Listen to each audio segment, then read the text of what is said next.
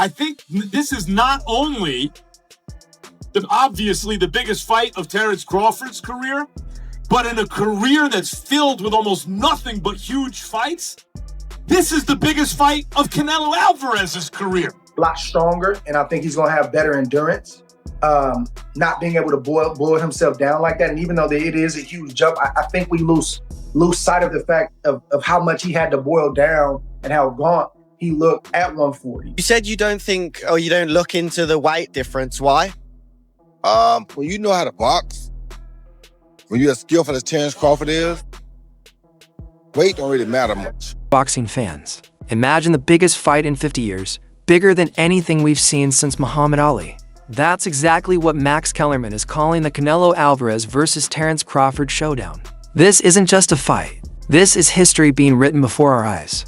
In the build-up to the explosive clash between Canelo Alvarez and Terence "Bud" Crawford, Max Kellerman has finally dropped his last take.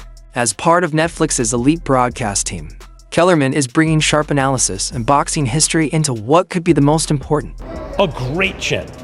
But in terms of, if you want to go skill for skill, especially the recent version of Canelo, who's had to turn into a seek and destroy guy, who had to learn as his career went on to cut off the ring and not just follow guys around. Like Lara, Trout, Floyd, he followed those guys around. He had trouble because he's really a natural counterpuncher who wants you to come to him. But in recent years at super middleweight, he's gotten really good at cutting off the ring. Again, last fight notwithstanding.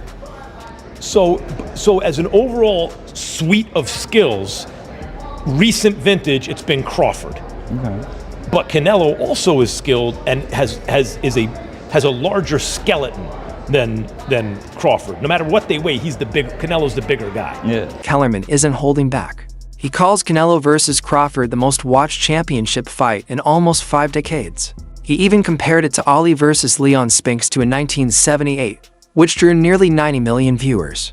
He says Netflix isn't just showing a fight, they're changing boxing forever, promising global numbers way beyond the usual pay-per-view sales. But like, where would you rank this fight out of your top 3 to 5 of all the boxing fights you've called, you've experienced, you've watched?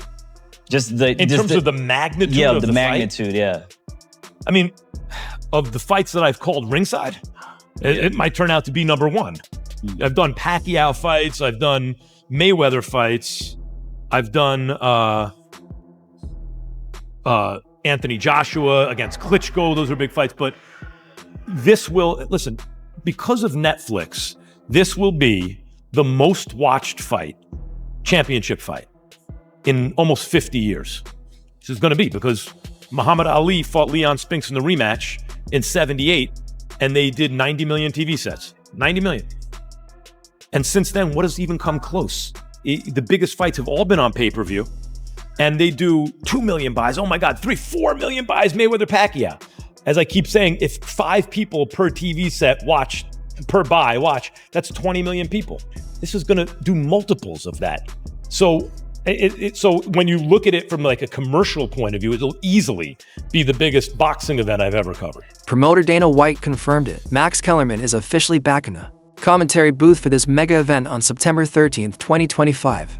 He'll call the fight alongside John Anik and Hall of Famer Andre Ward live from Allegiant Stadium. For Kellerman, this fight is the perfect storm to pound-for-pound greats meeting at the very top. He even admitted that Crawford is his pick for best P for P right now, while reminding everyone that Canelo once held that same crown. Very few fighters in history ever reached that status, and now, both men stand in that rare category. I want to bring up the first member of our broadcast team. He is the best boxing analyst in the sport. Ladies and gentlemen, Max Kellerman.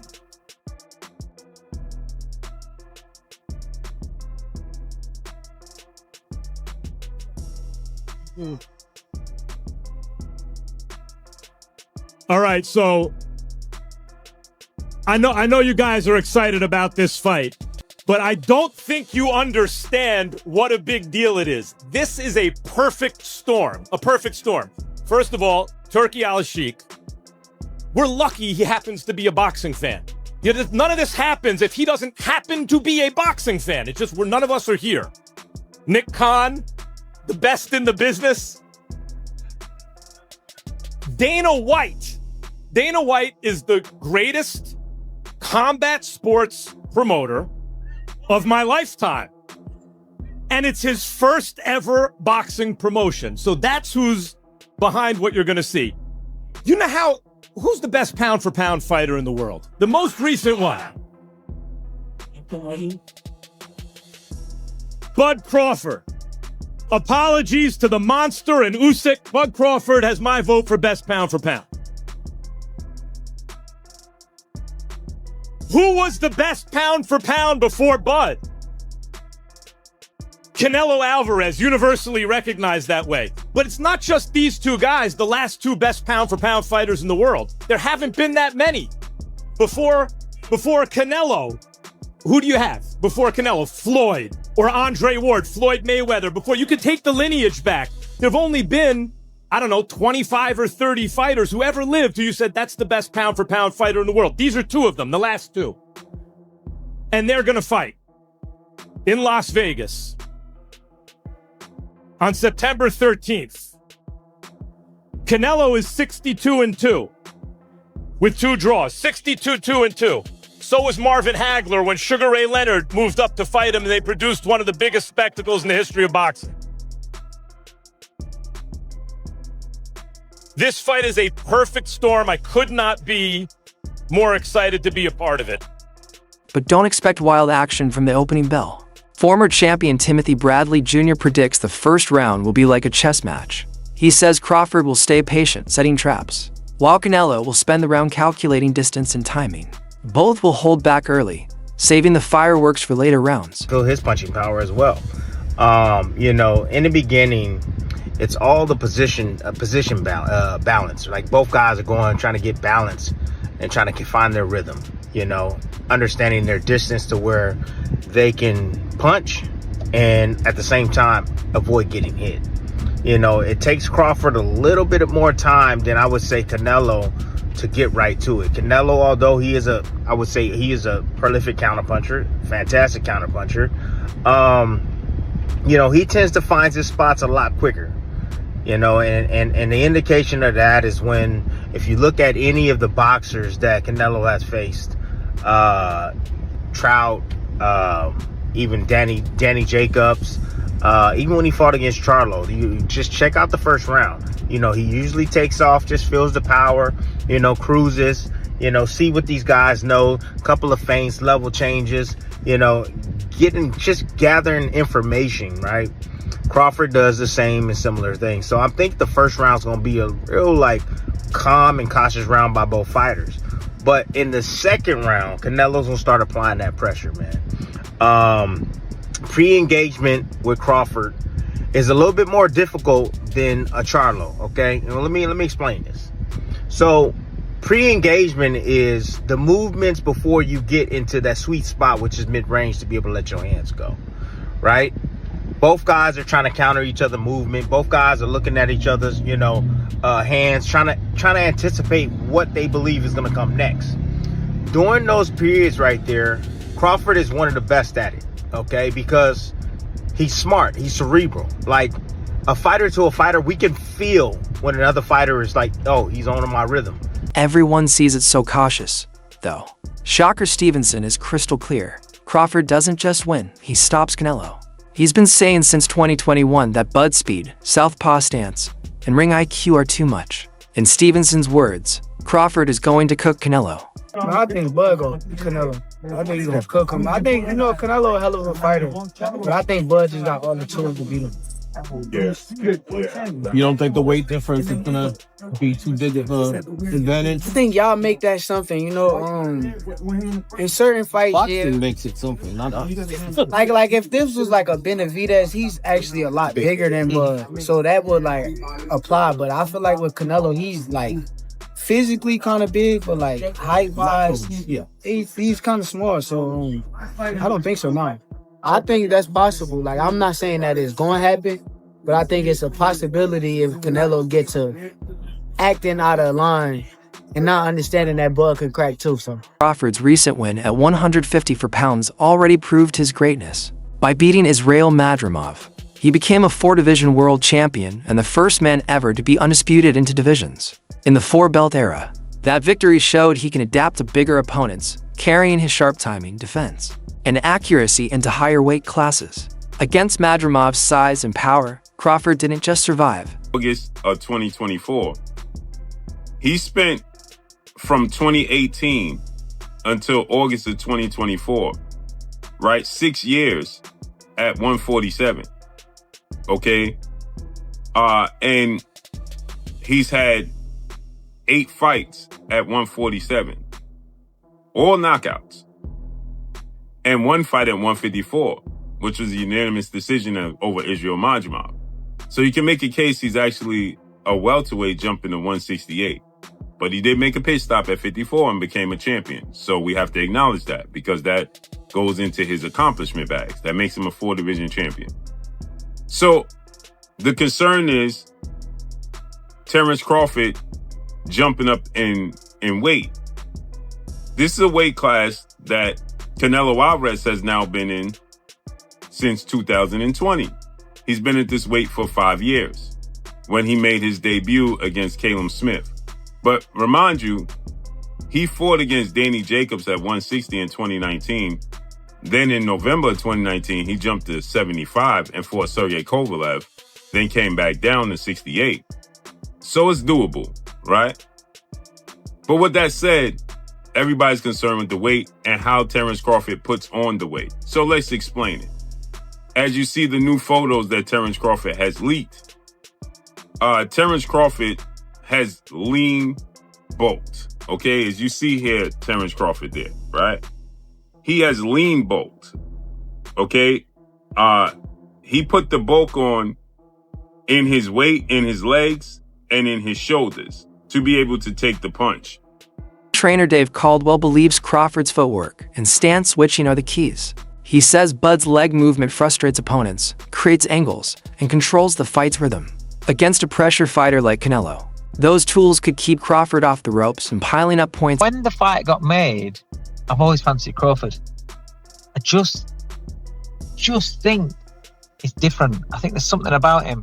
I think if you add what Crawford's good at, his brain, he can switch. He's very good as southpaw.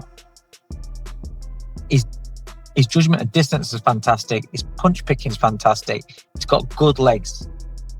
When you add what, and he can pop. I mean, listen, he might. I'm not saying he's got the power to hurt Canelo, but he might have the power to surprise Canelo a little bit and just sting him and just.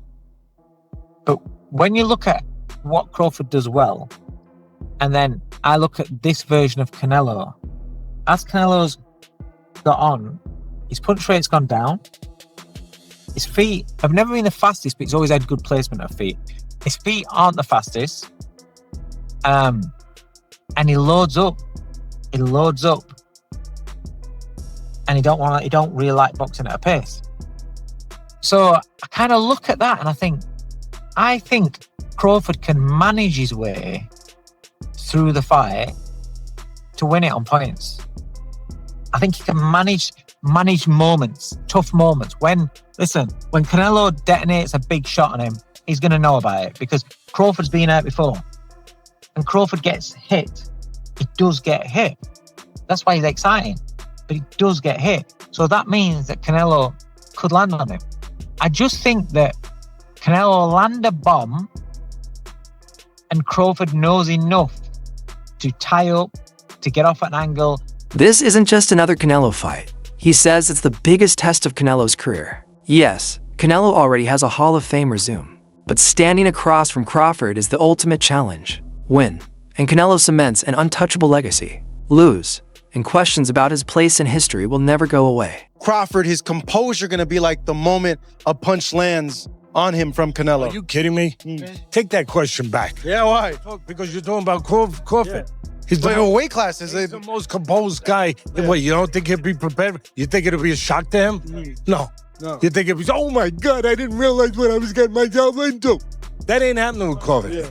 He knows exactly what he's getting himself and why. He's the one looking for it.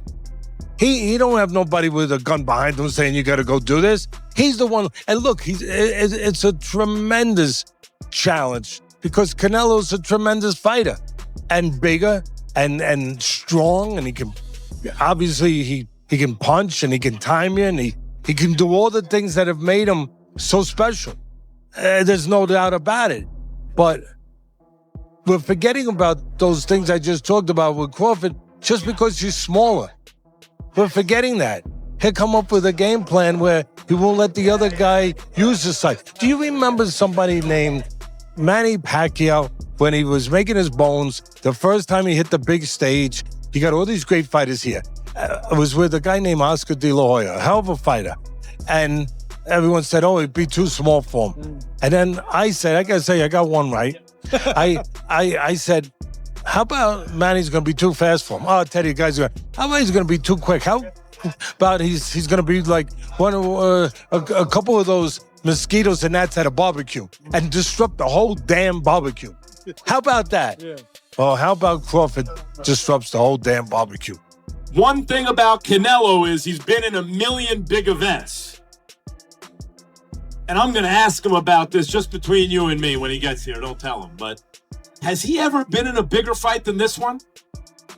Is this everyone knows this is easily the biggest fight of Terence Crawford's career. But has he ever been in a fight as big as Canelo Alvarez, who's been in a million huge fights? Floyd Mayweather, that was huge and that was Floyd, but he was young then. He was young and he wasn't going to be in front of, 50 million people worldwide. Because this ain't a pay-per-view. This is available to everybody. I think Triple G, those were big fights, but not like this. So here's the question for you. Is this truly the biggest fight of the modern era? And who do you think walks away with the crown? Canelo Alvarez or Terence Crawford? Drop your thoughts in the comments, and don't forget to like, share, and subscribe for more fight breakdowns.